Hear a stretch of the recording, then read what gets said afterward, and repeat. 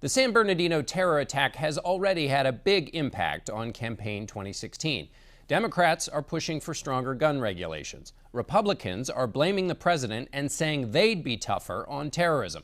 No one more so than Donald Trump, who we met up with in Raleigh on Friday.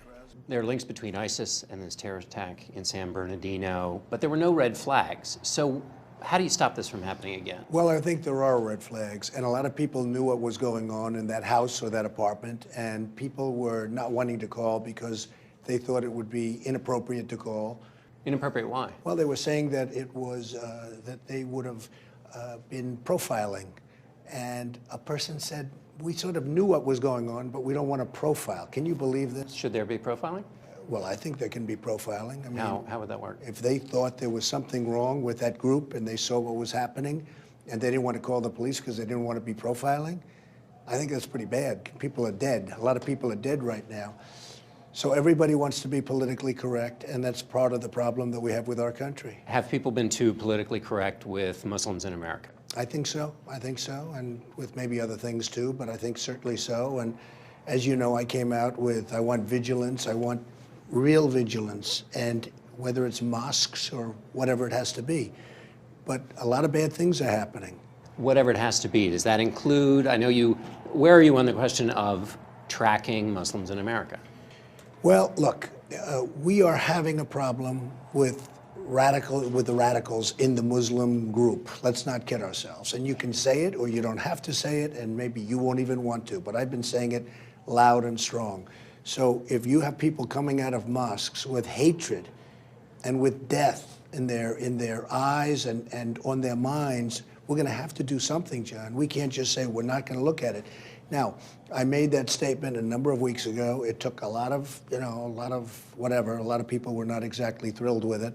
And now everybody seems to agree with me. But this idea of tracking Muslims in America, that's the thing. Where are you on that? You have people that have to be tracked. If they're Muslims, they're Muslims. But you have people that have to be tracked. And we better be, I use the word vigilance. We have to show vigilance. We have to have it. And if we don't, we're foolish people. You know, we're being led by people that don't know what's happening. When you have President Obama talking about global warming is our biggest problem, we have a president that is just not with it at all. There are 3 million Muslims in America. Right. What should they feel about their place in American life now? Look, we are having a tremendous problem with radical Islamic terrorism. I mean, well, you can say it or you don't have to say it. And we have a president that won't issue the term. He won't talk about it. So we're having this tremendous radical Islamic terrorism. Okay? A lot of people don't want to even say it. Not a lot of people. We have one person that I really know of, and it's called President Obama. Until he admits that this is a problem, we're never going to solve the problem. But he's only going to be there, fortunately, a little bit more than a year, because the problem will get solved when he gets the hell out. You mentioned political correctness about Muslims. What the criticism of you is that you are playing on fears that people have. No, and I'm you're playing stoking on common sense. No, I'm not playing on fears. I don't want to play on fears. I understand the whole world, and I understand. And I have Muslim friends who are great people. And by the way, they tell me there's a big problem. I'm not playing on fears. I'm playing on common sense. We have a problem. The World Trade Center came down.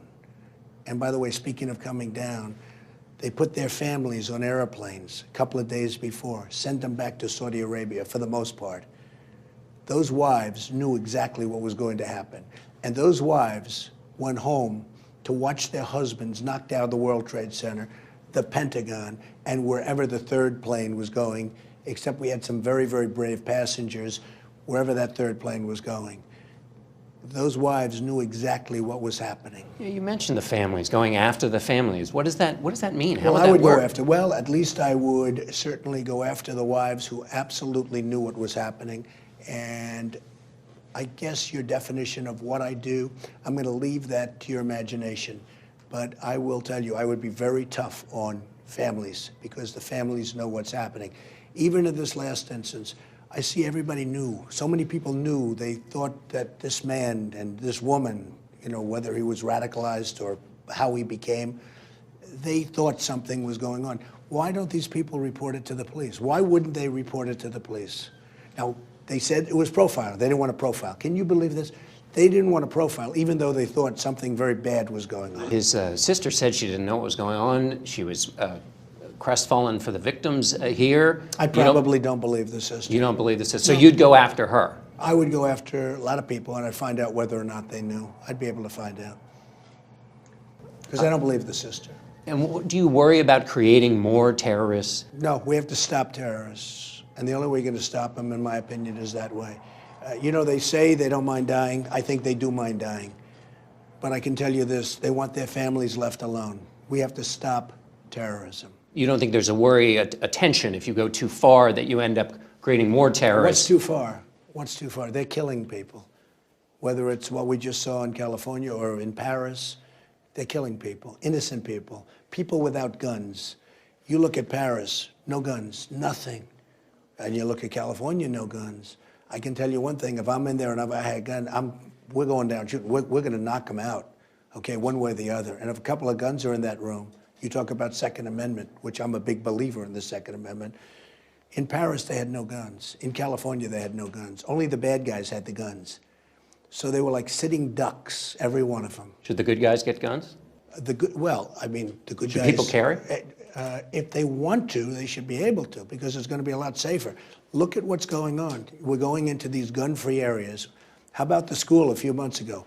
Gun-free school, gun-free area. And you look at what happened, it was a disgrace. If people had guns, how about the soldiers that were killed? 6 soldiers killed, champion marksmen on a military base. They're not allowed to carry their guns. And a whack job walks in and kills them. Not right. So I am a believer in the Second Amendment. And you know, the bottom line is the bad guys are always going to have the guns. We better do something about it. Paris is one of the toughest cities in the world for guns, right? You can't get them. And you had carnage. Why do you think people join ISIS in the United States? Well, I think for one reason, they're using the internet a lot better than we do. And they're brainwashing these kids. I mean, the word is brainwashing.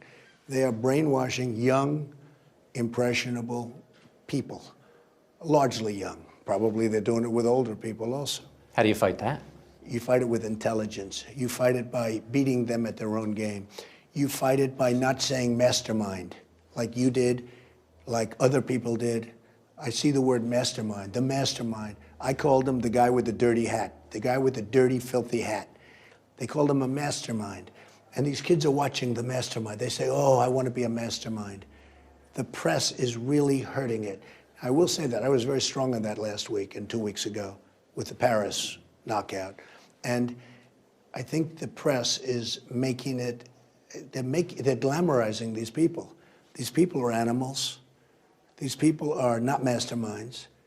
They're not even smart people. I bet you they have very low IQs. I mean, they're not smart people. And the press is making them into something. They're making them into Robin Hood. And young people and other people are following. We have to stop their internet work. They're doing better at we came up with the internet, but they're using it better than we do. In terms of stopping them, at the moment, if you're on the no-fly list, you can buy a firearm. Does that need to be fixed? Well, I certainly take a look at it. I would. I'm very strong into the whole thing with Second Amendment. But if you can't fly, and if you've got some really bad, I would certainly look at that very hard. Would you also look into the shooters in this case amassed a great amount of ammunition? Right. They had multiple weapons. Should that, in this new world, bring people under suspicion if they're developing that kind of a certainly cache? People could look at it. They should. When the people next door and when other people are saying there's something strange going on there, that's not people going hunting for deer. Okay, what was happening in there? Because they had bombs, they had all sorts of pipe bombs, they had a lot of things. And certainly you can take a look at what's going on. Again, the word vigilance. Yeah. We have to be looking at a lot of different things, but we can't do anything to hurt the Second Amendment. People need their weapons to protect themselves. And you see that now more than ever before.